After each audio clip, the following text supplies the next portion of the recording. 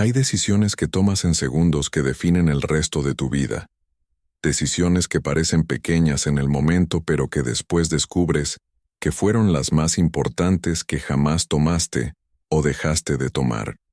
Yo tomé una de esas decisiones un sábado de agosto en Barcelona, bajo ese sol mediterráneo que lo derrite todo, cuando rechacé a un niño que vendía pañuelos en un semáforo, cuando lo aparté con la mano como si fuera una mosca molesta, cuando le dije que se alejara de mi coche sin siquiera mirarlo a la cara.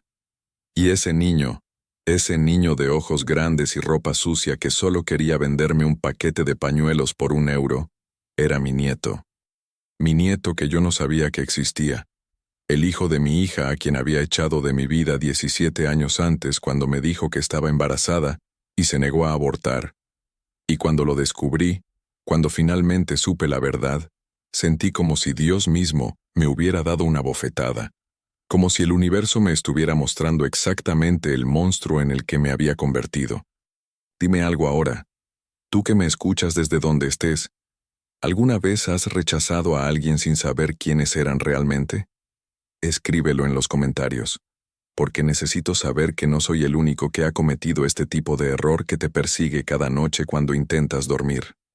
Me llamo Andrés Villar Cortés, y hasta hace 2 años yo era el dueño de Villar Inversiones, un fondo de capital privado que manejaba cientos de millones de euros, que compraba empresas en problemas, las reestructuraba, despedía a la mitad de los empleados y las vendía con ganancias obscenas. Era el tipo de hombre que aparece en el Financial Times, que da conferencias en escuelas de negocios sobre cómo maximizar retornos, que se sienta en consejos de administración y decide el destino de miles de trabajadores con un voto. Vivía en un ático en el barrio de Pedralbes en Barcelona, con vistas a toda la ciudad, con muebles italianos que costaban más que lo que la mayoría de la gente gana en una vida, con un garaje lleno de coches que apenas conducía.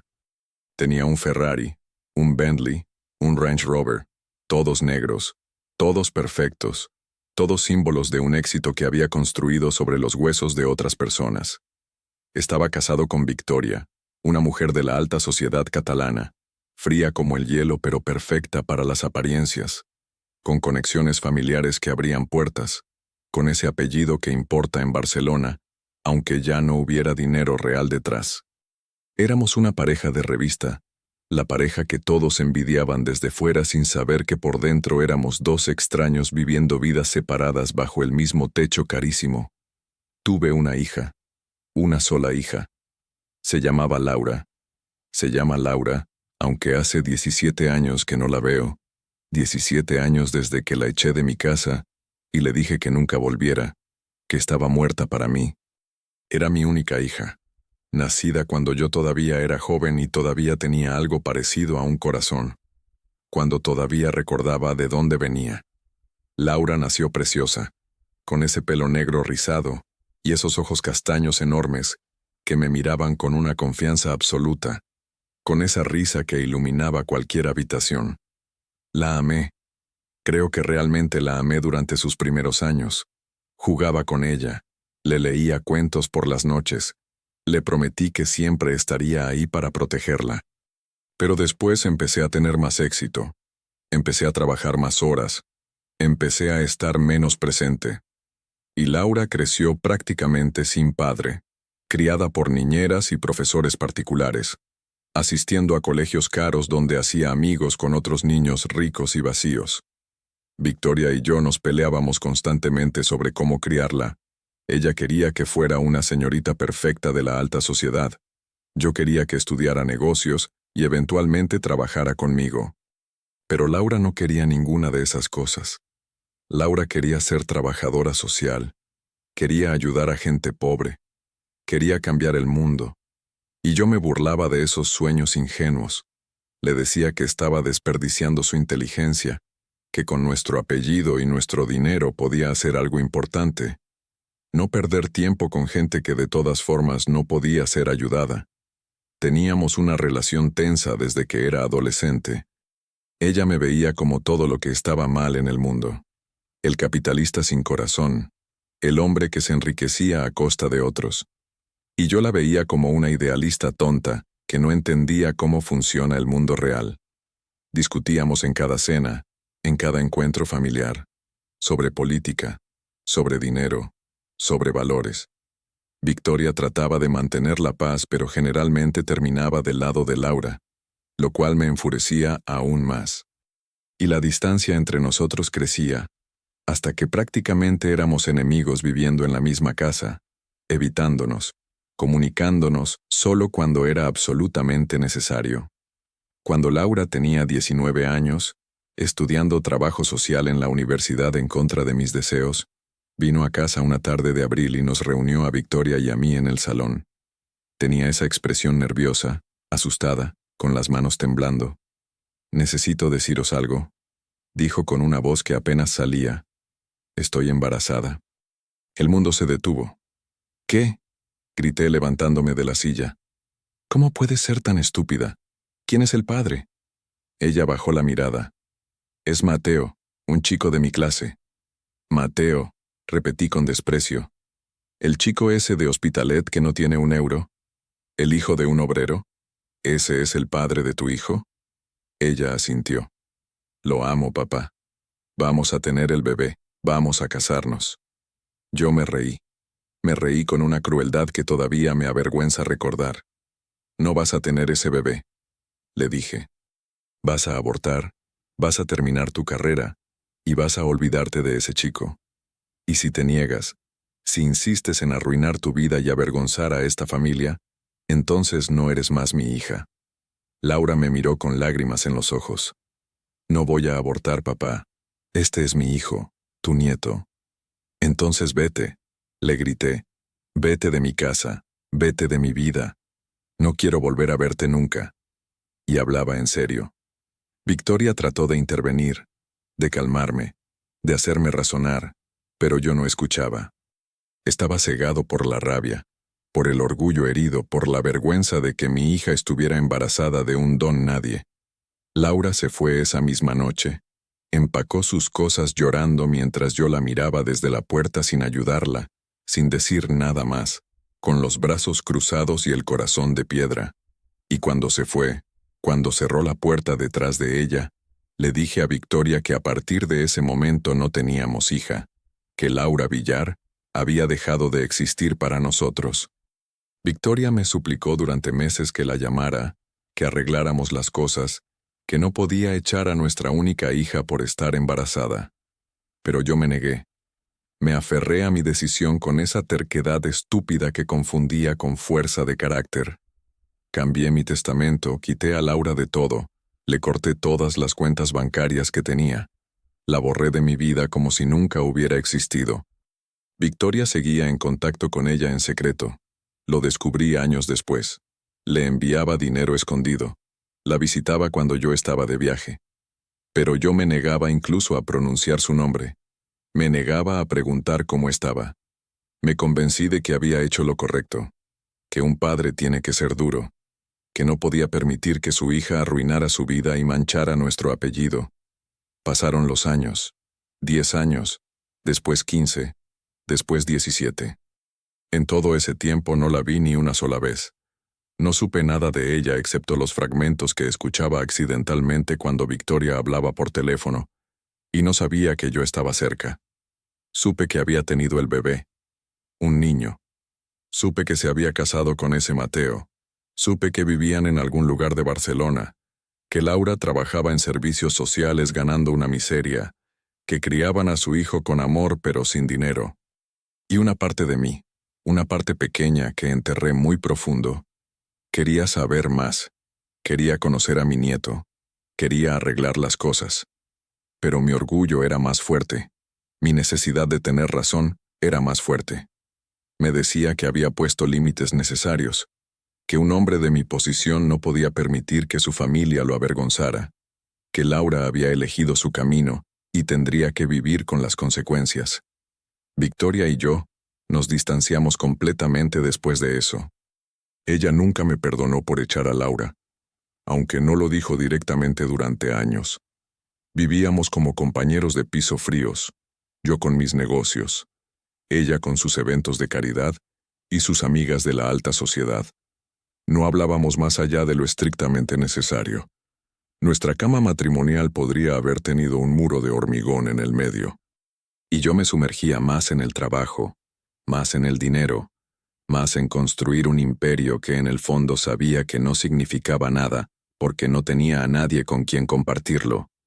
Pero seguía adelante, porque no sabía hacer otra cosa, porque detenerme habría significado enfrentar todas las decisiones horribles que había tomado, todos los puentes que había quemado, toda la humanidad que había sacrificado en nombre del éxito. Fue en agosto del año pasado cuando todo cambió. Sábado por la tarde, Barcelona estaba en ese calor sofocante de verano donde la ciudad se vacía, porque todos los que pueden se van a la playa o a las montañas. Yo había tenido reuniones toda la mañana, trabajo que no podía esperar aunque fuera agosto, aunque fuera fin de semana. Conducía mi Bentley por la diagonal volviendo al ático, con el aire acondicionado a tope y música clásica sonando, pensando en el siguiente negocio, en el siguiente millón. Me paré en un semáforo cerca de la zona universitaria, y entonces apareció en mi ventana un niño. Tendría 9 años, tal vez 10, era difícil saber. Delgado, demasiado delgado, con el pelo negro largo y sucio, la cara manchada, ropa que claramente era de segunda mano y le quedaba grande. Llevaba una caja de cartón con paquetes de pañuelos. «Señor», me dijo con una voz pequeña tocando mi ventana, «¿quiere comprar pañuelos? €1 el paquete, por favor». Lo miré con disgusto. Odiaba a esos niños que vendían cosas en los semáforos. Odiaba que sus padres los pusieran ahí en lugar de estar en la escuela. Odiaba que me interrumpieran, que tocaran mi coche con sus manos sucias. «No», le dije sin bajar la ventana. «No quiero nada. Vete». Pero él insistió. «Señor, por favor». Tocando la ventana otra vez. «Tengo hambre. Necesito vender estos pañuelos. Solo €1». Y algo en su insistencia me irritó profundamente. Bajé la ventana unos centímetros. «¿Qué parte de no entiendes?», le grité. «Lárgate. Deja de molestar a la gente que trabaja de verdad». Y cuando extendió su mano con un paquete de pañuelos hacia mí, lo aparté bruscamente. «Quita tus manos sucias de mi coche», le dije. «Vete a molestar a otro. ¿Dónde están tus padres que te dejan en la calle como un mendigo? Deberías estar en la escuela, no aquí robándole dinero a la gente». El niño me miró con esos ojos enormes, y por un segundo vi algo en ellos. Algo que no pude identificar en ese momento. Dolor, decepción, algo más profundo. «Mi mamá está enferma», dijo con la voz temblorosa. «Necesita medicinas, por eso vendo pañuelos». Pero yo no le creí. Pensé que era una historia inventada para dar lástima. «Seguro», dije con sarcasmo. «Todos tienen una historia triste». El semáforo cambió a verde. «Aléjate de mi coche ahora», le ordené, «o llamo a la policía». Y aceleré, dejándolo ahí parado en medio de la calle con su caja de pañuelos y su expresión devastada. Miré por el espejo retrovisor y lo vi recoger un paquete de pañuelos que se le había caído, con los hombros caídos, tan pequeño y solo en medio del tráfico. Y no sentí nada. No sentí compasión, no sentí culpa, solo sentí irritación por haber sido molestado. Y seguí conduciendo a casa sin pensar más en él. Esa noche Victoria y yo teníamos una cena con inversores importantes en un restaurante de l'Eixample, uno de esos lugares donde el menú no tiene precios y una botella de vino cuesta 300 euros. Llegué a casa, me duché, me puse un traje Armani. Victoria se puso un vestido de diseñador y sus joyas caras. Parecíamos la pareja perfecta. Durante la cena hablé de negocios, cerré acuerdos, impresioné a gente importante. Todo normal, todo según el plan. Volvimos a casa después de medianoche. Victoria se fue directa a su habitación, yo a la mía. Y me quedé dormido sin pensar en el niño del semáforo ni una sola vez. El domingo desperté tarde. Desayuné solo porque Victoria había salido a una de sus reuniones de caridad.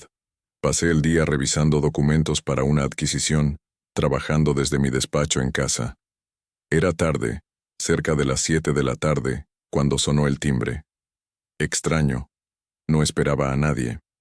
Fui a abrir pensando que sería un repartidor confundido, pero cuando abrí la puerta, mi mundo se detuvo. Era ella, era Laura, mi hija a quien no había visto en 17 años, parada en mi puerta. Había cambiado tanto que casi no la reconocí. Ya no era la chica de 19 años que había echado, era una mujer de 36, con el pelo negro ahora con algunas canas, con arrugas alrededor de los ojos, más delgada, más cansada, vestida con ropa simple. Pero los ojos, esos ojos castaños grandes, eran los mismos. Laura, dije sin poder creer lo que veía. Hola, papá, dijo con una voz que temblaba. Necesito hablar contigo. ¿Cómo te atreves a venir aquí? Le dije recuperando rápidamente mi compostura, mi armadura de rabia. Te dije que estabas muerta para mí. Por favor, papá, dijo con lágrimas ya formándose en sus ojos, solo déjame entrar 5 minutos, es importante, es sobre mi hijo. Tu hijo no me importa, le dije con crueldad. No tengo ningún nieto, ese niño no es nada mío. Pero ella no se movió. Se quedó ahí parada, llorando ahora abiertamente. Papá, mi hijo está enfermo, dijo entre sollozos. Tiene leucemia. Necesita tratamiento. Necesita medicinas carísimas que no puedo pagar. He vendido todo lo que tenemos. He pedido prestado a todo el que conozco, pero no es suficiente. Los médicos dicen que sin el tratamiento no le quedan más de 6 meses. Por favor, solo te pido dinero prestado. Te lo pagaré de alguna forma aunque me tome el resto de mi vida. Por favor, es tu nieto. Es un niño inocente que no tiene culpa de nada. Y entonces algo que dijo penetró en mi cerebro. Leucemia. Medicinas caras. Y recordé al niño del semáforo. El niño que había dicho que su madre estaba enferma, que necesitaba medicina. Mi mamá está enferma, había dicho. No él. Su madre. ¿Tu hijo vende pañuelos en los semáforos? Pregunté con la voz extraña. Laura asintió limpiándose las lágrimas. No quería que lo hiciera, pero él insiste. Dice que quiere ayudarme, que quiere ganar dinero para mis medicinas. No entiende que soy yo quien está enferma de tanto trabajar, quien necesita ayudarlo a él. Es un niño. Solo tiene 10 años y está muriendo y lo único que quiere es ayudarme. Es igual que tú eras de pequeño, papá, antes de que el dinero te cambiara. Es bondadoso, es generoso, ve lo mejor en la gente. Y ahora se está muriendo porque yo no puedo salvarlo. Sentí como si me hubieran golpeado en el pecho. El niño del semáforo que había rechazado ayer, al que había gritado, al que había llamado mendigo, era mi nieto que estaba muriendo de leucemia, que vendía pañuelos en la calle tratando de ayudar a su madre, y yo lo había apartado como si fuera basura. ¿Cuánto necesitas?, pregunté con la voz apenas audible. Laura nombró una cantidad. Era mucho dinero, pero no para mí. Era lo que yo gastaba en un fin de semana en restaurantes caros y vino. Era nada. Era menos que nada. Y aún así dudé. Dudé porque parte de mí todavía estaba aferrada a ese orgullo estúpido, a esa idea de que si cedía estaba admitiendo que había estado equivocado todos estos años. Laura vio mi duda. Por favor, papá, suplicó. Si no me ayudas a mí, ayúdalo a él. Es inocente. Es tu nieto. Lleva tu sangre. No lo dejes morir por tu orgullo. Y entonces hice algo que me avergüenza más que cualquier otra cosa en mi vida. Le cerré la puerta en la cara. Cerré la puerta y me fui. La dejé llorando en mi puerta, la dejé suplicando, negándole el dinero que podría salvar a mi nieto. ¿Por qué lo hice? Ni siquiera lo sé. Orgullo, terquedad, una crueldad tan arraigada que había reemplazado completamente mi humanidad.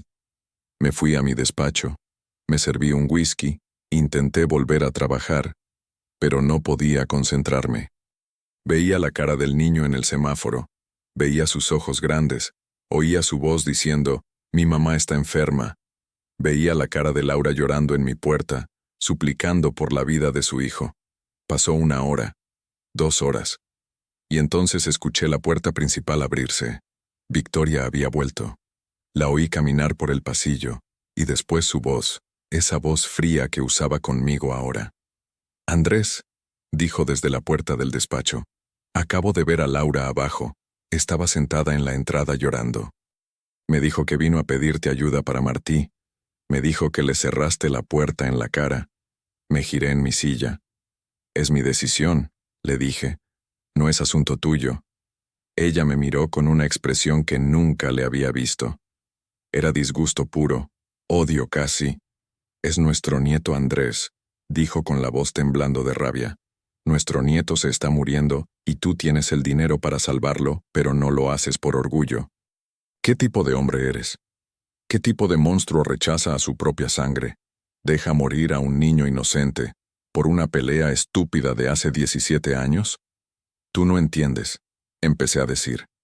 Pero ella me interrumpió. Tienes razón. No entiendo, dijo. No entiendo cómo me casé contigo. Cómo pasé 40 años con un hombre sin corazón. He aguantado mucho, Andrés. He aguantado tus infidelidades aunque pensabas que no lo sabía. He aguantado tu frialdad, tu obsesión con el dinero, tu crueldad con la gente que trabaja para ti. Pero esto es demasiado. No puedo quedarme con un hombre capaz de dejar morir a su propio nieto. Me voy, Andrés. Me voy ahora y no voy a volver. Voy a ir con Laura. Voy a conocer a mi nieto finalmente. Voy a hacer lo que debí haber hecho hace 17 años cuando lo echaste.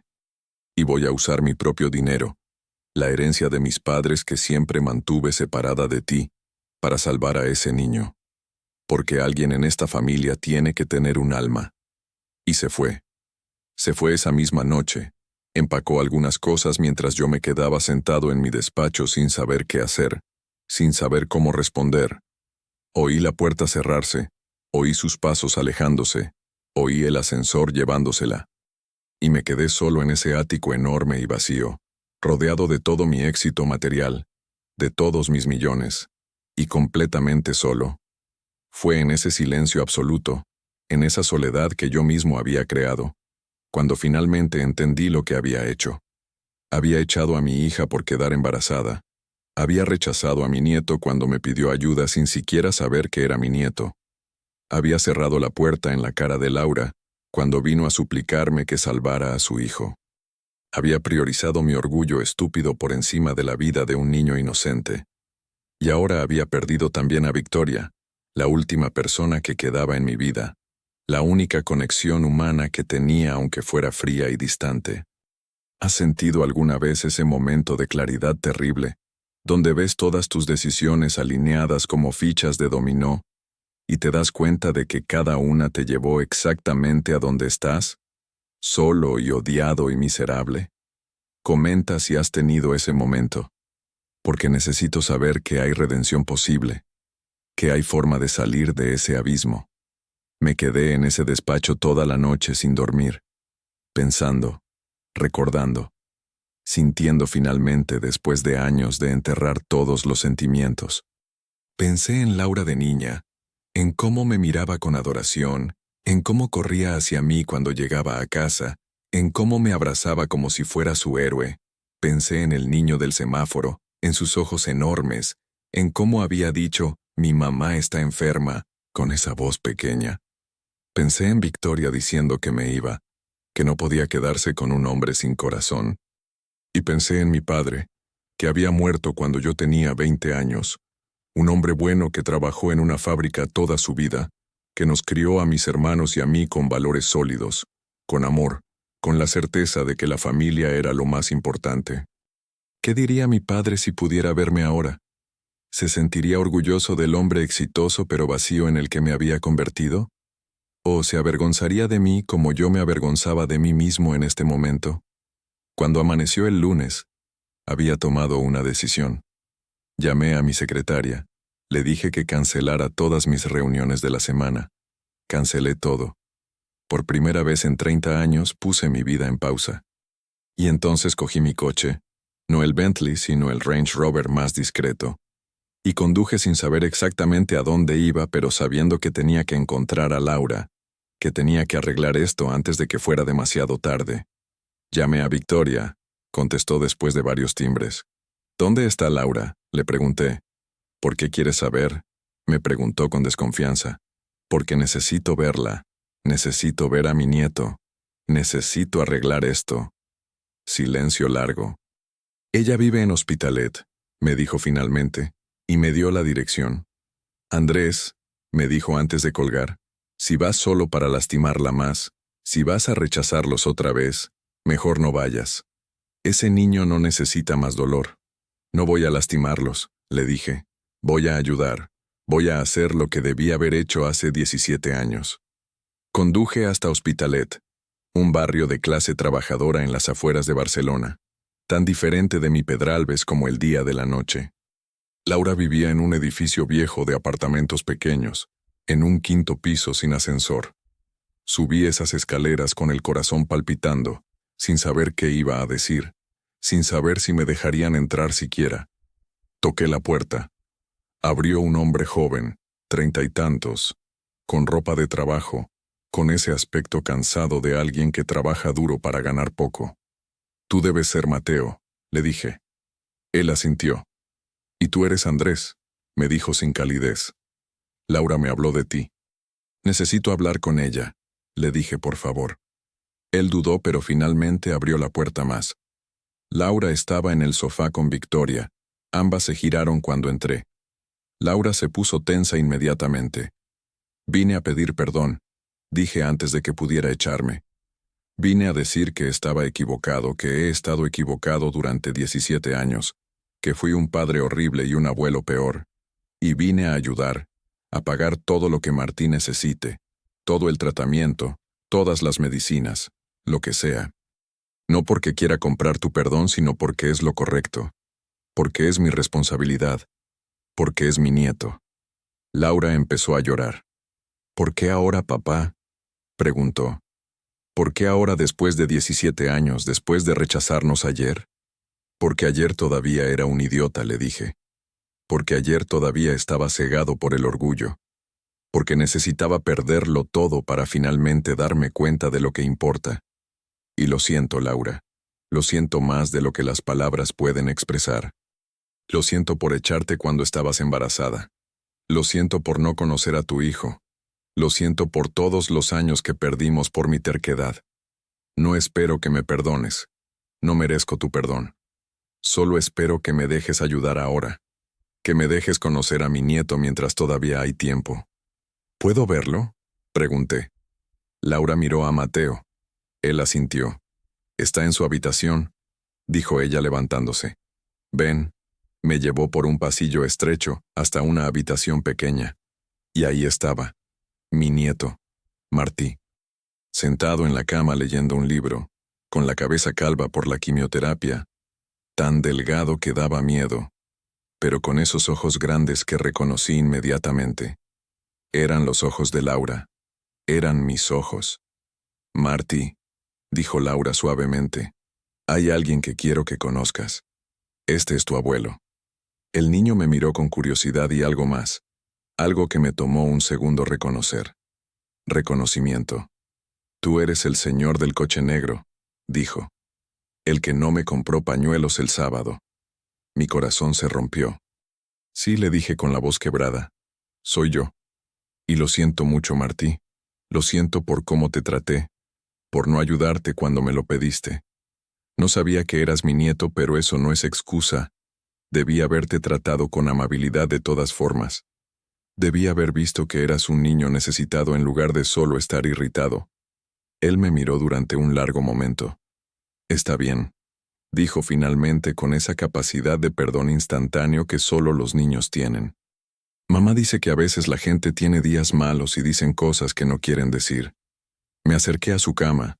Me arrodillé para estar a su altura. ¿Puedo abrazarte?, le pregunté. Él asintió. Y lo abracé. Abracé a mi nieto por primera vez en su vida. Sentí sus brazos delgados alrededor de mi cuello. Y lloré. Lloré como no había llorado en décadas. Lloré por todos los años perdidos, por todas las decisiones estúpidas, por todo el amor que había rechazado en nombre del orgullo y el éxito. Esa semana cambié todo. Pagué el mejor tratamiento oncológico que el dinero podía comprar. Contraté a los mejores especialistas de España y de Europa. Me aseguré de que Martí tuviera todo lo que necesitaba. Laura y Mateo se resistieron al principio. Les costaba confiar en mí después de todo. Pero eventualmente aceptaron porque era por Martí, porque un padre y una madre harán cualquier cosa para salvar a su hijo, incluso si eso significa aceptar ayuda del hombre que los rechazó. Y yo no solo pagué y desaparecí, me quedé. Me quedé en Hospitalet, alquilé un apartamento cerca del de ellos, cancelé todo mi trabajo, le dije a mi socio que manejara la empresa sin mí durante un tiempo, y conocí a mi nieto. Martí era extraordinario. A pesar de estar enfermo, a pesar del dolor y el miedo, tenía esta luz en él, esta bondad genuina que nunca había visto en nadie. Me contaba de su día, de los otros niños en el hospital, de las enfermeras que lo cuidaban. Me mostraba sus dibujos, dibujos de familias felices, de sol y playas aunque nunca había ido a la playa. Me preguntaba sobre mi vida, sobre mis negocios, y yo le contaba pero simplificado, sin glorificar el dinero como había hecho toda mi vida. Y lentamente, día a día, empecé a conocer también a Laura, a la mujer en la que se había convertido. Trabajaba como trabajadora social ayudando a familias pobres. Ganaba poco pero decía que era el trabajo más satisfactorio que podía imaginar. Estaba casada con Mateo, que era mecánico, un hombre bueno y trabajador que la amaba de verdad, que había estado con ella cuando yo la abandoné. Vivían en un apartamento pequeño pero lleno de amor, lleno de fotos y risas y esa calidez que mi ático de millones nunca tuvo. El tratamiento empezó a funcionar. Los médicos eran optimistas. Decían que Martí respondía bien, que había esperanza real de remisión completa. Y mientras su cuerpo sanaba, mi relación con Laura también empezaba a sanar. Hablábamos, de verdad hablábamos, por primera vez en décadas. Le conté por qué había reaccionado tan mal cuando me dijo que estaba embarazada. Le confesé que tenía miedo de que arruinara su vida como yo sentía que había arruinado la mía, casándome joven y siendo padre antes de estar listo. Le dije que había proyectado mis propios miedos y arrepentimientos en ella. Y ella me habló de los años después de que la eché, de cómo había sido duro al principio, de cómo Victoria la ayudó en secreto, de cómo Mateo y ella habían construido una vida con amor aunque no tuvieran dinero. Me dijo que no me odiaba, que había estado enojada durante años pero que eventualmente solo sintió pena por mí, pena por el hombre que eligió el éxito sobre su familia. Victoria también volvió, no conmigo, pero volvió a mi vida de forma diferente. Nos divorciamos oficialmente, pero nos hicimos amigos de una forma que nunca habíamos sido durante nuestro matrimonio. Ella pasaba tiempo con Laura y Martí. Finalmente tenía la relación con su hija y nieto que yo había impedido durante años. Y yo vendí el ático en Pedralbes, vendí la mayoría de mis coches caros, reduje mi participación en la empresa. Compré un apartamento modesto en Hospitalet, cerca de Laura, donde podía ver a Martí regularmente. Y empecé a vivir diferente, más simple, más conectado con la realidad en lugar de vivir en esa burbuja de lujo que me había aislado de todo lo que importaba. Pasaron los meses. Martí mejoró, entró en remisión, el pelo empezó a crecerle otra vez. Volvió a la escuela. Empezó a jugar con amigos. Empezó a ser un niño normal otra vez. Y yo estaba ahí para todo, para llevarlo a la escuela cuando Laura trabajaba, para ayudarlo con los deberes, para ir a sus partidos de fútbol, para ser finalmente el abuelo que debía haber sido desde el principio. Un día, varios meses después de que todo esto empezara, Martí y yo estábamos caminando por el parque cerca de su casa. «Abuelo», me dijo tomando mi mano, «¿por qué no me compraste los pañuelos ese día?» Me detuve, me arrodillé para estar a su altura. «Porque era un tonto, Martí», le dije. «Porque estaba tan obsesionado con mi dinero y mi éxito que había olvidado cómo ser una buena persona. Porque no te vi realmente, solo vi a alguien que me estaba molestando. Y eso estuvo mal, muy mal. Pero gracias a ti, gracias a que me rechazaste ese día, y después descubrí quién eras, aprendí la lección más importante de mi vida. Aprendí que la familia es lo que importa, que el amor es lo que importa, que ser amable con todos sin importar quiénes sean, es lo que importa. Él me miró con esos ojos sabios que tienen algunos niños. Mi maestra dice que todos cometemos errores, pero lo importante es aprender de ellos, dijo. ¿Aprendiste de tus errores, abuelo? Sí, Martí, le dije con lágrimas en los ojos. Aprendí. Y tú me enseñaste. Tú y tu mamá y tu papá me enseñaron lo que realmente significa ser rico. No es tener dinero, es tener personas que te aman y a quienes amas. Y ahora finalmente soy rico de verdad. Él sonrió y me abrazó. Te quiero, abuelo, dijo. Y yo te quiero a ti, le dije, más de lo que pensé que podía querer a alguien. Ahora han pasado 2 años desde ese sábado cuando rechacé a mi nieto sin saber quién era. Martí está completamente sano. Los médicos dicen que es un milagro, que su recuperación ha sido perfecta. Va a la escuela, juega al fútbol, es un niño normal y feliz. Laura y yo tenemos una relación que nunca tuvimos cuando ella vivía conmigo, una relación de adultos basada en respeto mutuo y amor genuino. Mateo y yo también nos hicimos cercanos. Resulta que es un hombre excepcional y entiendo perfectamente por qué Laura lo eligió. Victoria vive su propia vida, pero somos amigos. Nos vemos regularmente en reuniones familiares. Compartimos el amor por nuestra hija y nieto. ¿Y yo? Yo vivo en Hospitalet. Trabajo lo mínimo necesario. Paso la mayor parte de mi tiempo con mi familia o haciendo trabajo voluntario en el centro comunitario donde Laura trabaja. Ayudo a familias pobres. Ayudo a niños como Martí que venden cosas en los semáforos porque sus familias lo necesitan. Y cada vez que veo a uno de esos niños, me acuerdo de ese día, de cómo casi pierdo todo por mi crueldad y mi orgullo. La vida es extraña, llena de esas coincidencias imposibles que no pueden ser solo casualidad. Yo rechacé a un niño en un semáforo sin saber que era mi nieto, sin saber que estaba enfermo, sin saber que ese momento de crueldad me llevaría eventualmente a la redención.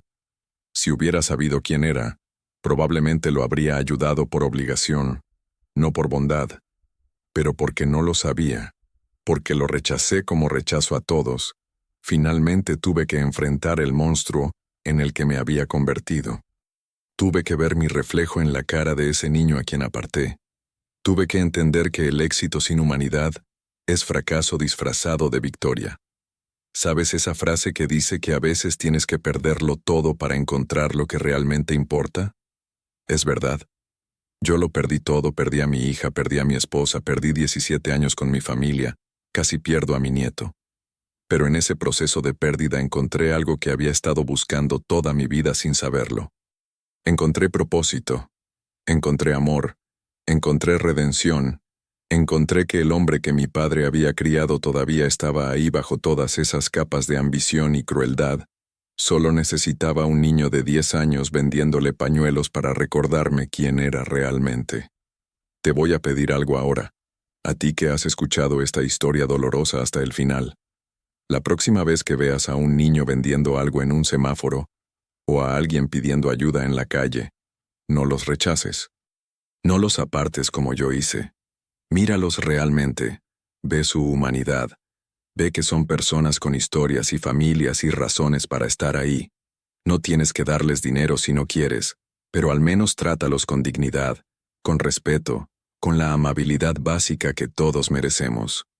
Porque nunca sabes quiénes son realmente, nunca sabes qué papel jugarán en tu vida, nunca sabes si ese encuentro breve podría ser exactamente lo que necesitas para recordar lo que realmente importa.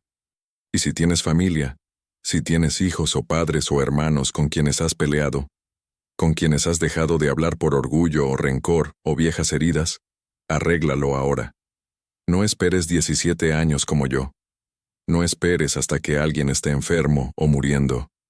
La vida es demasiado corta, demasiado frágil, demasiado valiosa para desperdiciarla en peleas que en el fondo no importan. El orgullo no vale nada cuando estás solo. El éxito no significa nada sin personas con quienes compartirlo. El dinero no te dará calor en las noches frías. Solo el amor hace eso. Solo la familia. Solo las conexiones humanas reales y genuinas. Déjame una palabra en los comentarios ahora.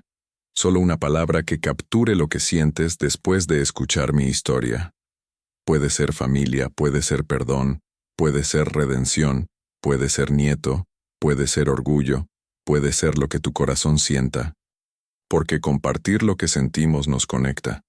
Nos recuerda que todos estamos luchando batallas similares, todos cometiendo errores y esperando aprender de ellos antes de que sea demasiado tarde. Y si conoces a alguien que ha rechazado a su familia, que ha priorizado el dinero sobre el amor, que está tan perdido en su éxito que ha olvidado lo que importa, comparte esta historia con ellos. Podría ser el empujón que necesitan. Podría salvar una relación antes de que sea demasiado tarde. Podría evitarles el dolor y los años perdidos que yo experimenté. Gracias por escucharme. Gracias por darme tu tiempo, tu atención, tu corazón durante esta hora. Que nunca rechaces a nadie sin ver su humanidad primero. Que nunca dejes que el orgullo te cueste las relaciones que importan. Que nunca midas tu éxito por el tamaño de tu cuenta bancaria, sino por la profundidad del amor en tu vida. Y que si tienes un nieto, o tendrás uno algún día, lo ames desde el primer momento, no después de casi perderlo como yo. Vive con amor. Vive con humildad. Vive de una manera que cuando llegue tu último día, puedas mirar atrás y ver una vida llena de conexiones significativas y no solo de logros vacíos. Hasta siempre. Y que la historia de Martí, ese niño extraordinario que me salvó sin saberlo, te recuerde que los milagros a veces vienen disfrazados de encuentros aparentemente insignificantes en semáforos de Barcelona.